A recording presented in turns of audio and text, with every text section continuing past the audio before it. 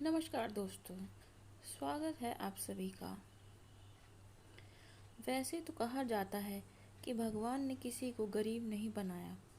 अगर किसी को इतना ज़रूर दिया है कि वो अपना जीवन यापन कर सके, और अगर किसी को ज़रूरत से कम भी दिया है तो उसके लिए ऊपर वाला कुछ न कुछ ऐसा इंतज़ाम कर देता है कि उसका जीवन चलता रहता है।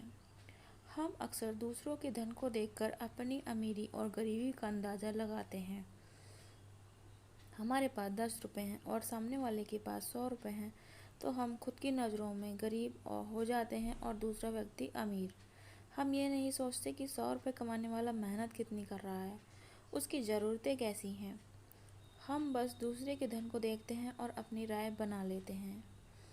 आज की प्रेरणादायक कहानी के जरिए हम जानेंगे कि भगवान बुद्ध के अनुसार एक अमीर और धनवान व्यक्ति कौन है। एक समय की बात है। एक राज्य के राजा ने गौतम बुद्ध को कुछ दिनों के लिए अपने राज्य में आने का निमंत्रण दिया।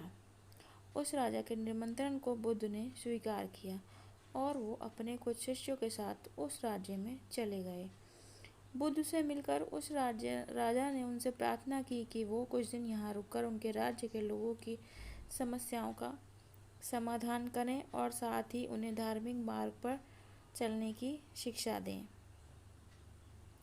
बुद्ध ने राजा की बात मान ली और 3 दिन के लिए उन्होंने इस राज्य में धर्म सभा का फैसला किया। गौतम बुद्ध की आने की खबर पूरे राज्य में फैल गई थी और धर्म सभा के पहले ही दिन बहुत से लोग आए। उसी राज्य के चौराहे पर एक भिखारी बैठा रहता था। उसे भी गौतम बुद्ध के आने की खबर थी, लेकिन वो सोचने लगा कि धर्म सभा में जाकर मुझे क्या मिलेगा, मैं यहीं बैठता हूँ। जैसे जैसे लोग आएंगे वो मुझे भीख में कुछ न कुछ देकर ही जाएंगे। पहले दिन बहुत लोग आए और भिखारी की अच्छी खासी कमाई हो गई। अगले दिन फिर वही सिलसिला चला। भीख मांगने के साथ साथ भिखारी ने यह भी देखा कि धर्म स्थान में जाते वक्त लोग दुखी और उदास से होकर जा रहे थे और उसे कुछ भी देकर भी नहीं जाते थे। लेकिन जब वो बुद्ध से मिलकर वापस आते तो काफ़ी खुश दिखते थे और खुशी खुशी भीख भी देकर जाते। यही सोचते सोचते उसका दूसरा दिन भी निकल गया। तीसरे दिन बहुत कम लोग आए तो भिखारी परेशान हो गया।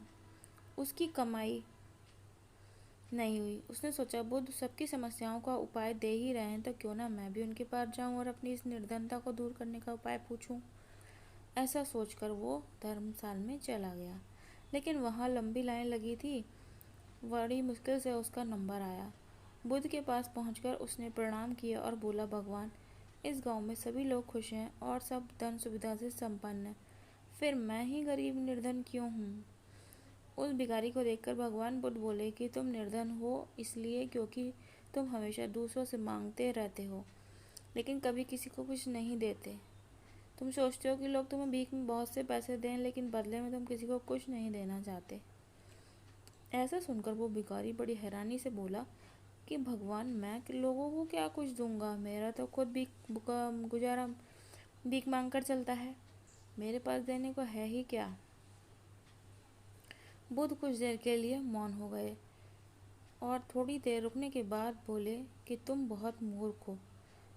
किसी को देने के लिए या दूसरों को बांटने के लिए ऊपर वाले ने तुम्हें और हम सभी को बहुत कुछ दिया है, मुस्कुराहट दी है, जिसे तुम दूसरों के साथ बांटकर उनसे आशा और उम्मीद जगा सकते हो। आवाज़ दी है जिसे तुम मीठे शब्द बोलकर लोगों की तारीफ कर सकते हो।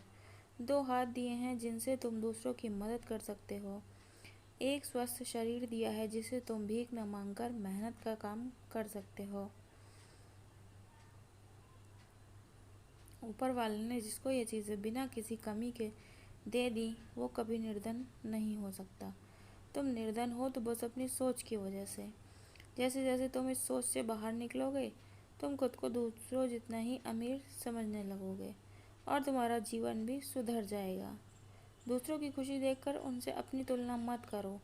ऊपर वाले ने हर किसी को धनी बनाया है, बस ज़रूरत है तो अपनी सोच को सुधारने की।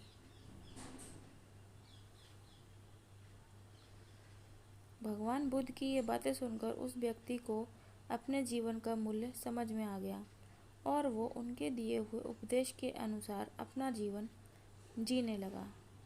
हम सभी लोग जब दूसरों से अपनी तुलना करते हैं या दूसरों को खुश देखते हैं तो हमें लगता है कि हमारा ही जीवन खराब है, बाकी सब मज़े में हैं। हम कभी अपने जीवन की अच्छी चीज़ों पर ध्यान ही नहीं देते। हम कभी ये नहीं सोचते कि भगवान ने हमें एक स्वस्थ शरीर दिया है, जो कि सबसे मूल्यवान चीज़ है। आप भले ही कितने ही अमीर हों, अगर आपका शरीर काम का ना रहे तो वह पैसा भी किसी काम का नहीं रहेगा। और दूसरी तरफ यदि आप गरीब भी हैं तो आपका शरीर एकदम स्वस्थ है तो आप अपने आप में एक अमीर व्यक्ति हैं। एक स्वस्थ शरीर पैसों से कितना ज़्यादा ज़रूरी है।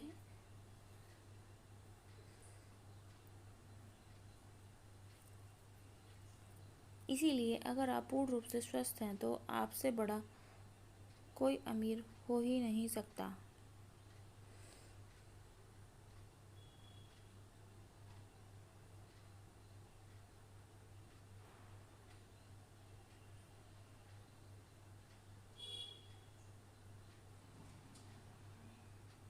धन्यवाद। Please like, share and subscribe my channel.